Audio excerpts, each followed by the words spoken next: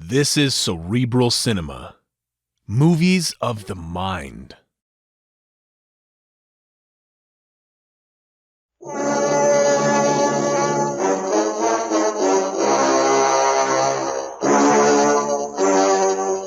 Dangerous Assignment, starring Lloyd Burrell as Steve Mitchell. This is a Grace Gibson radio production directed by Lawrence H. Cecil. Be with us again next week, same time, when Steve Mitchell will embark on another Dangerous Assignment.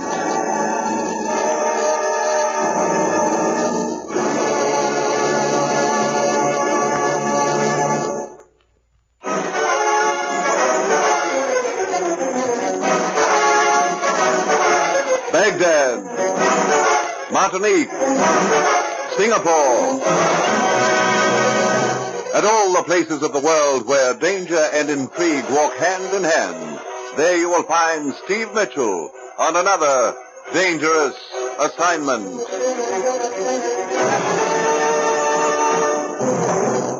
Dangerous Assignment, starring Lloyd Burrell as Steve Mitchell.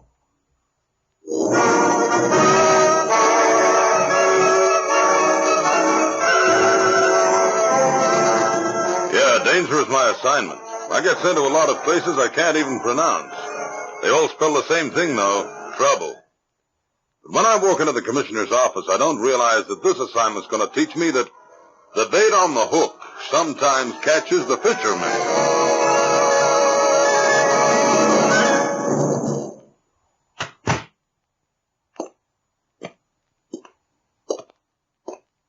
Morning, Commissioner. You sent for me? Steve, it looks like we've finally got a lead on the Bradford report. Bradford? Mm-hmm. Oh, you mean Bill Bradford, the foreign correspondent who was murdered in Stockholm the other day? Yeah. He'd been digging up information on half a dozen European big shots, businessmen, men he believed had formed a huge international cartel which in effect would strangle the European economy. And when last we heard from Bradford, he'd finished the report, was sending it on to us. But we never received it, huh? No. Naturally, we thought Bradford's murderer had destroyed it. And what's this about a lead we've turned up? Well, yesterday, our embassy in Copenhagen received a telephone call from Stockholm. The call was from a woman named Christine Warman. We believe she's found Bradford's report. Well, that's a break. Why'd she call our embassy in Copenhagen, Denmark, when she's in Sweden? She isn't anymore, Steve. The woman sounded frantic. She was afraid for her life. She made a phone call just a few minutes before she boarded a freighter bound for Copenhagen. I see. I take it I'm supposed to meet her there when she arrives, huh? Yeah. I've already contacted our embassy, told them you're on your way. Steve, it's vital we recover that report. It names names, describes the activities of this group we're after. This cartel represents a serious threat to European economy and defense, Steve, and therefore to us. It's got to be broken up. Well, that's all. You've got your assignment. Good luck.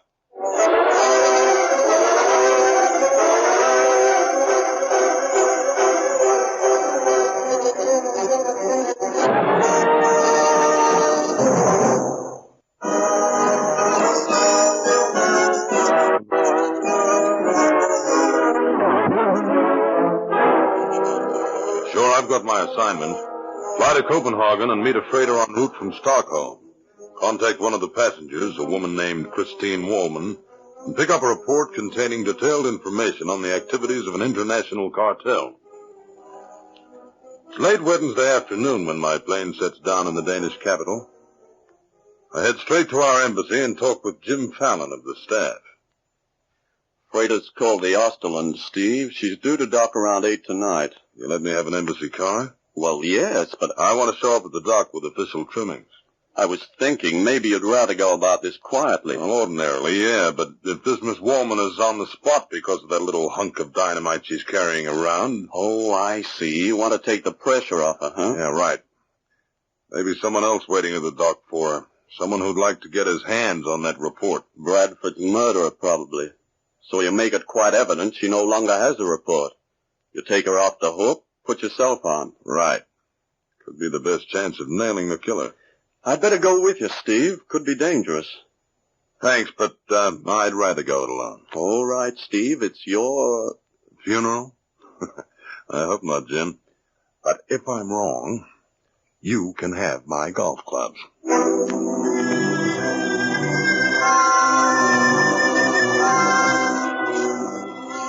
It's a few minutes before 8 that night when I pull up at the docks. The freighter Osterlund is already tied up. Her cargo is being unloaded.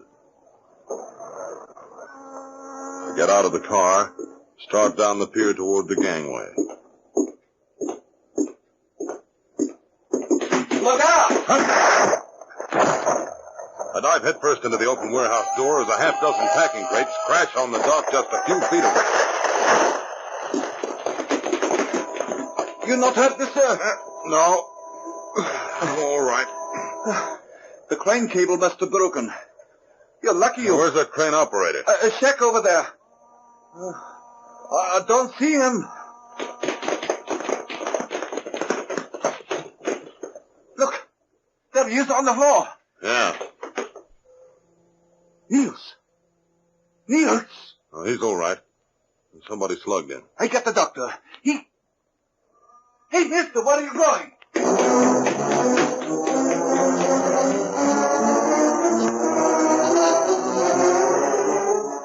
I don't have time to answer that one because I spot a shadow moving quickly across the warehouse. I take off on the double. I circle the warehouse, come around to the dock on the other side, and then as I round the corner... Hold it, Buster! Take it easy, Steve. Well, Jim Fallon. Afraid he got away from me. I spotted him ducking out of the shack, took after him, but he got past me. What are you doing around here, Jim? I thought I told you to keep I know, but I thought it wouldn't do any harm to keep an eye on things as long as I stayed out of sight. If I hadn't yelled, I might have inherited those golf clubs of yours, Steve. Oh, you're the one who cried out, huh? Yeah. I happened to notice that haul of crates moving overhead, and then it stopped. Like it was waiting for you to reach the gangway. I saw the first crate topple, and I yelled. Well, thanks. Well, I better get on board and see Miss Warman. See you later, Jim.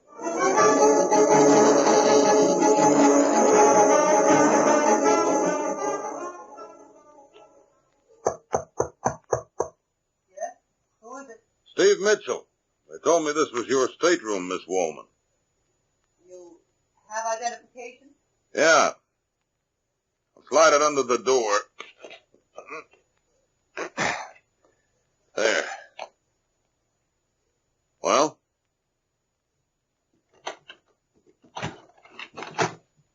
Come in, Mr. Mitchell. Oh, you don't know how happy I am to see you. Things getting a little rough. A little? That's putting it mildly.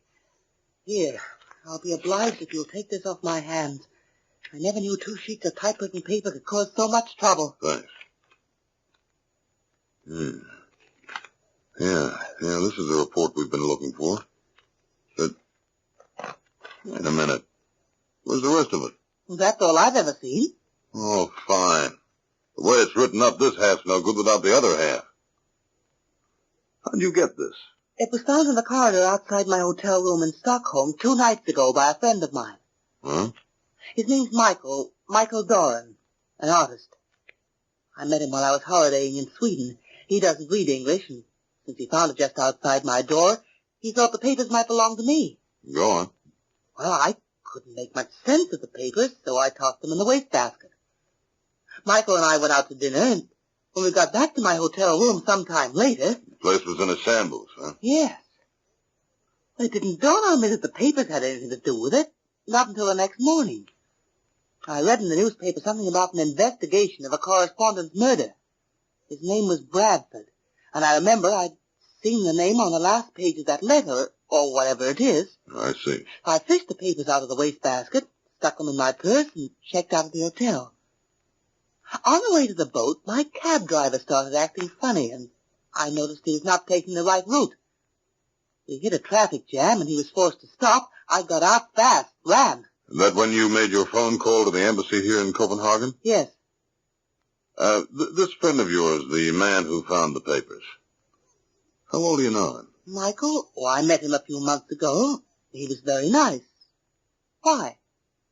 Well, That yarn of his about finding the papers in the hotel corridor. You don't believe it? It could have happened that way, but it just seems a little strange, that's all. What are you driving at, Mr. Mitchell? Oh, nothing in particular. He's still in Stockholm? Suppose so. Look, would you mind telling me what this is all about? Why all the fuss over a couple of sheets of paper? Very important sheets of paper, Christine. The missing half of this report is just as important. Whoever has that half is responsible for what's been happening to you, that's for sure. I see. Well, little Christina's out of this mess now, and I couldn't be happier. I understand this freighter is moving on up to Oslo tonight. Are you staying aboard or getting off here in Copenhagen? Copenhagen for me. I don't think I could stand another day aboard this ship. Well, if you could stand another 15 minutes, I'll buy you a drink. 15 minutes I could stand.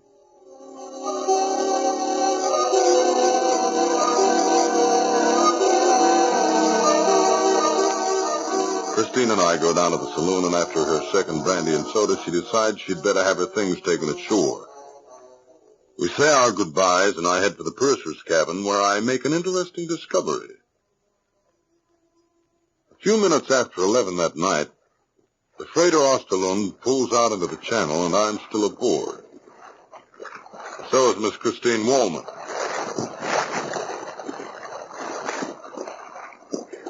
Hello, Christine. Why, Steve.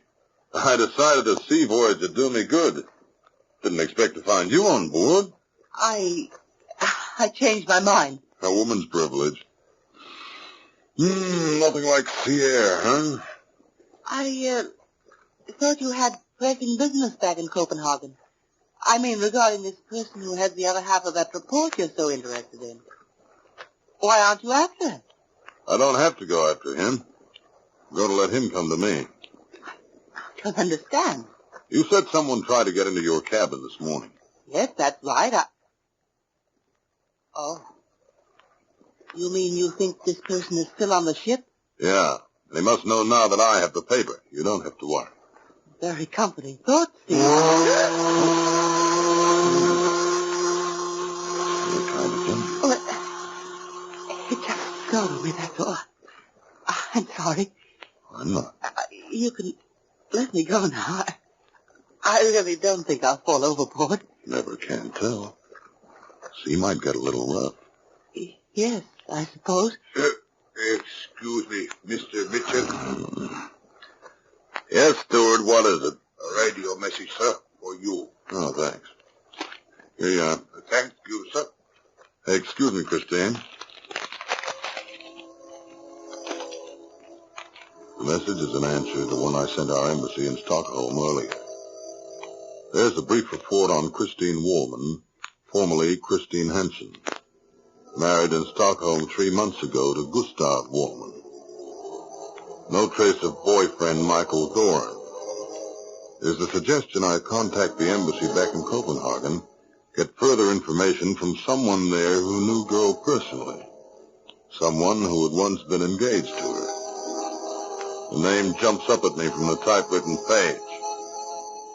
Jim Fallon.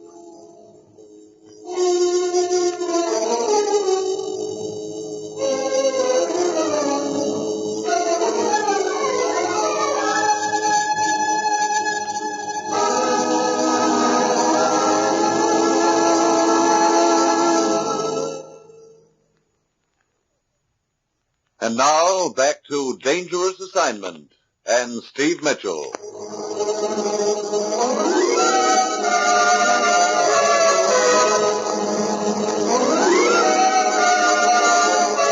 of a sudden, there's a new element in this. Jim Fallon, who used to know Christine. Where does he fit in? Or does he? Maybe it's just a coincidence. It could be he didn't know this was the same Christine. Her last name was different then. One thing I'm pretty sure of, the story, at least part of it, sounds phony to me. She seems to be pretty smart, which means I'd better keep her in my sights. I drop into the captain's cabin and then go down to my stateroom, but just as I reach the door, it opens. Oh, Looking for something, Buster? Why, no. I went into the wrong stateroom by mistake. Huh? Yes, I realized my mistake at once and came back out just now. I am very sorry. My name is Emil Vastavik. You see, my stateroom is next door. It was a natural mistake. Of course. Please accept again my apologies. Is something the matter? You do not seem to believe me. Any reason why I shouldn't? Oh, of course not. I tell you, perhaps if I could have the opportunity of buying you a drink, we might consider the incident closed. Right. That's the deal.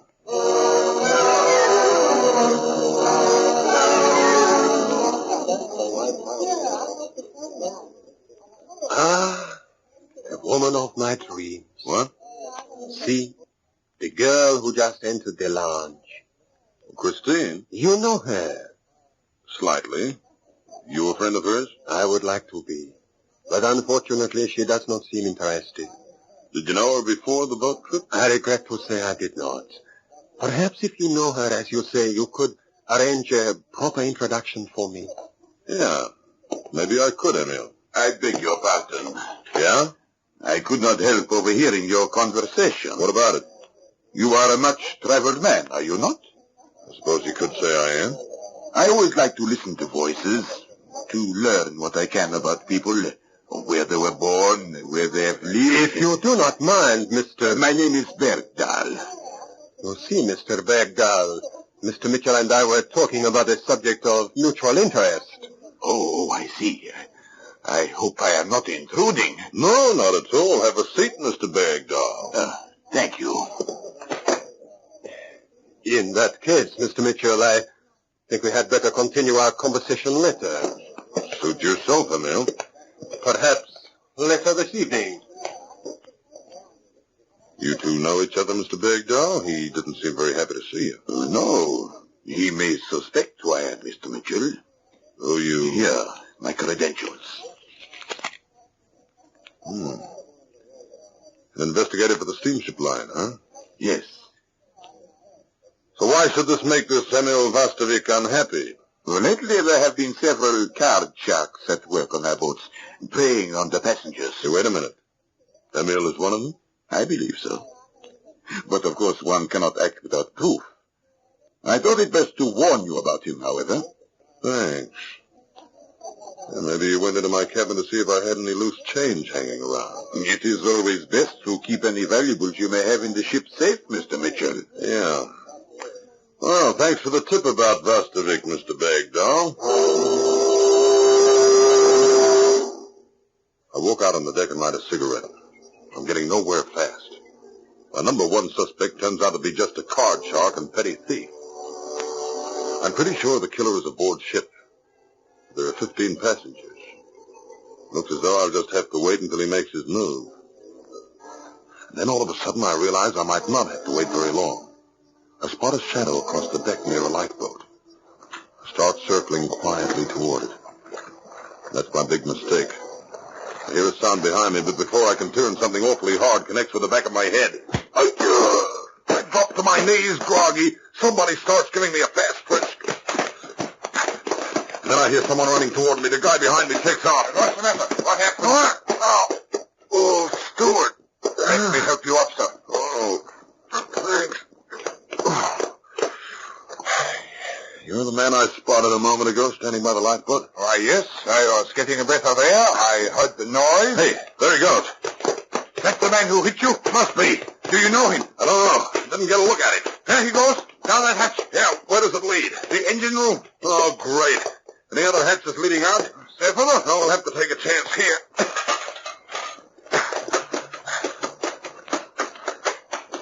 Can you see him? No, a little too dark. What's up? What was that? A wrench. He's down at the end of that catwalk. He's out of sight now. Yeah. Maybe when we get around the corner here. See him anywhere? No, not a sign of him. Looks like he's given us a slip.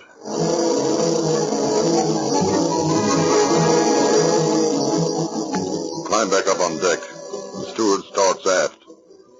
I give him a little lead and then I follow him. I still want to know why he happened to be on deck at the moment I got slugged, and what he was doing near that lifeboat. He heads straight for the lifeboat and pulls something out from under the top. He starts back along the deck toward me. I duck into the shadows. He passes close enough so I can see what he's got under his arm. A ham. Great. He's been swiping food from the galley. Another lead up in smoke. I go back to my stateroom. It's torn up. I put it back together.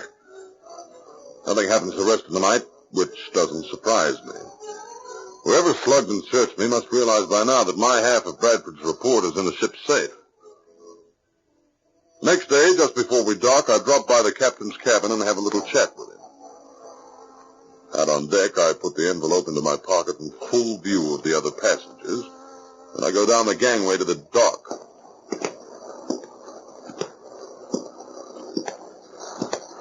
Mr. Mitchell! Mr. Mitchell! You remember me? Emil Vastovic? Yeah. I have not had an opportunity to continue our conversation of last evening. I thought perhaps if you had no other plans, we could share a taxi cab to the hotel. You're really anxious to meet Christine, aren't you? But of course. Oh, wait a minute. There she is over there. I'll see if I can arrange it. I would greatly appreciate it. Christine. What? Oh, Steve. Hello. You found out who has that other half yet? Not yet. I should think you'd be checking the other passengers. I have been. Like to share a cab to the hotel? Oh, well, thanks, but I'm in rather a hurry and It shouldn't take us long to get there. Well, really, Besides, there's a fan of yours who wants me to introduce him to you. All right. I tell you, wait here for me. I have to go see about my baggage. I'll only be a minute. She disappears around the corner of the warehouse. My follow. She goes right by the baggage shed and on down the pier. So far, everything's going according to schedule and just the way I planned it. She goes into a long shed at the end of the pier, storage warehouse for the fishing fleet. I walk slowly up to it and ease inside. It's dark. I know I'm heading into trouble, but I'm hoping my hunch is right. If it is, I've got my killer. If it isn't, I'm a dead duck. Stop where you are! Well. Bergdahl, the phony ship's detective. Yes, I followed you inside. My gun is in your back. Oh, don't worry, I can feel it. You gave me that routine about keeping valuables in the ship's safe to try to smoke me out. To see if that's where I'd put the papers. You were very non-committal. However, just before docking, I saw you get your envelope from the captain. You killed Bradford to get the report. Who hired you? The gents whose names were on the list? Originally, yes. My job was to destroy it. Unfortunately, I was able to recover only half of the report. Yeah, Bradford was playing it cagey. Then it occurred to me I could make much more money by not destroying it. Blackmail? I realized the girl must have got the other half. I went after her. She became frightened and notified your authorities to get me off her neck. Don't be too sure of that, Bergdahl. What do you mean? I think Christine played this whole deal real sharp. I do not follow. I think she knew I wouldn't swallow her story. She rigged it that way. What are you talking about? She wanted me to keep an eye on her, to follow her, because she knew whoever had the other half would be following me. You see, I think her angle is blackmail, too. Oh, that is stupid talk. She probably copied her half before she gave it to me, but she needed your half, too. She thought this was the best way of getting it. What? And she was right. You followed me in here just now to get my half. You didn't see the person I followed, did you? The girl? Yeah. I've got an idea she's somewhere around in the dark right now holding a gun on you. You're bluffing. No, it's not. What? Stop your gun, Bergdahl.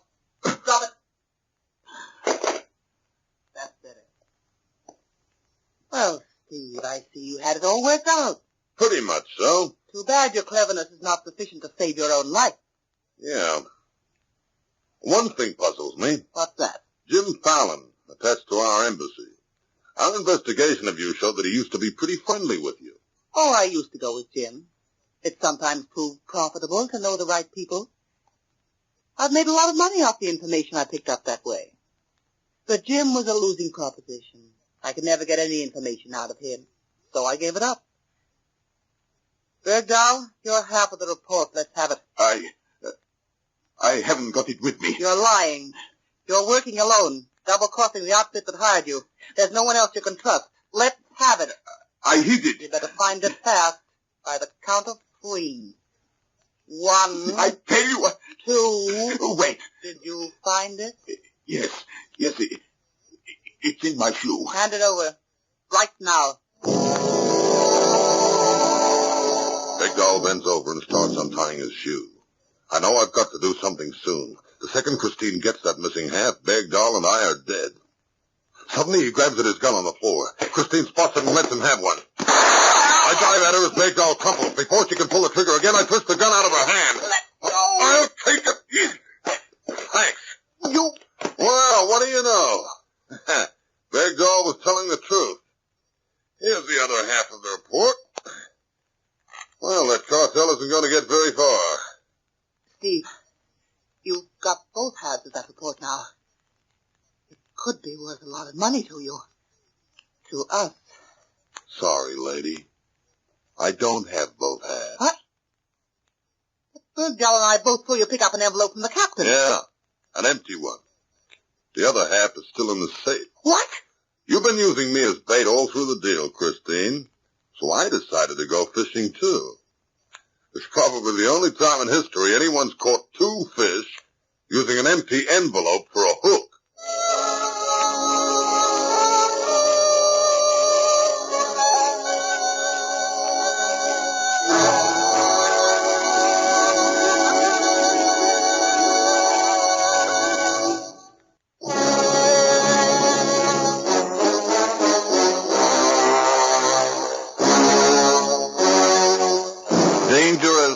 Assignment, starring Lloyd Burrell as Steve Mitchell. This is a Grace Gibson radio production directed by Lawrence H. Cecil. Be with us again next week, same time, when Steve Mitchell will embark on another dangerous assignment.